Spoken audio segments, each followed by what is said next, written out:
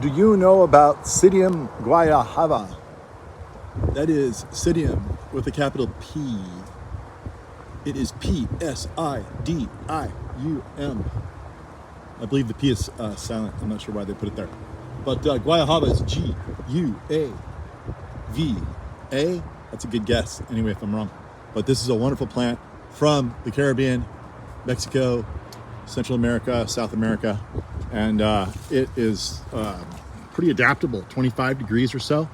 And right now we're coming out of spring, we're coming into spring, out of winter. And this tree here is particularly upset because it's bearing so many babies. Look at this, look at this. Oh, look at that. Good goodness, not sure what happened there. Looks like they need a room. Let's put them back. Oh, here's another funky one. Let's just take this one. That's a good big boy right there. So these things can be as big as a softball. This is as big as a baseball. And they can fruit like crazy on the tree. It's semi-evergreen, you know. This is like the leftover foliage for this year. Sometimes it'll look good, sometimes it won't. Always it'll spot to some degree. You can see right here, all the new growth is starting to push out of these buds all over because it's mid-April right now. See the push?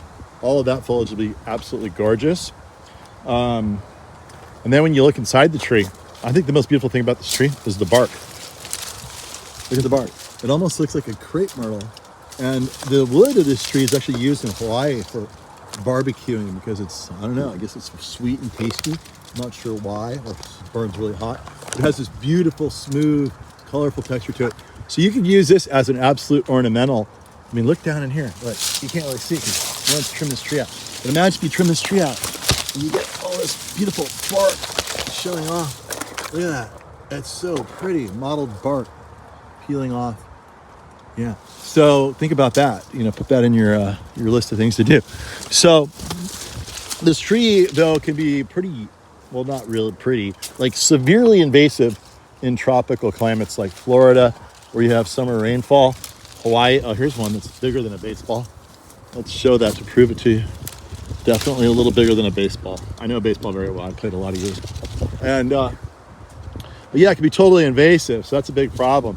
But if you're in California, it's not, you know, maybe in the creeks, it could possibly be invasive, but not pretty much anywhere else. I don't think it's going to take over Humboldt County where it rains a little bit in the summertime with the fog. But I'll show you what these trees look like a little bit when they're in better leafy form, like this one here. This one has a few more leaves on it because it didn't fruit as much, so it didn't lose its foliage nearly as badly. And there's also one over here somewhere. Where is it? Here it is. And this one here has got quite a bit of foliage on it and fruit. So it's got both. Let's take a look at what the foliage looks like. It's really pretty when it's lit and it's backlit. We'll get inside here, see if we can get a little image of backlitiness.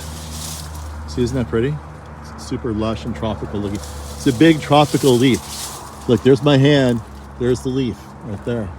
This is a common white guava. Okay, now we can really see what we're looking for here, and that is how beautiful this bark is. Look at this smooth, incredibly sculptural bark. I just think it is gorgeous. No one's ever trimmed this tree. Look how interesting it gets down here. Oh, it's so pretty. This is like as pretty as like the prettiest bark you'll ever find. This tree should be grown just for its bark. So pretty.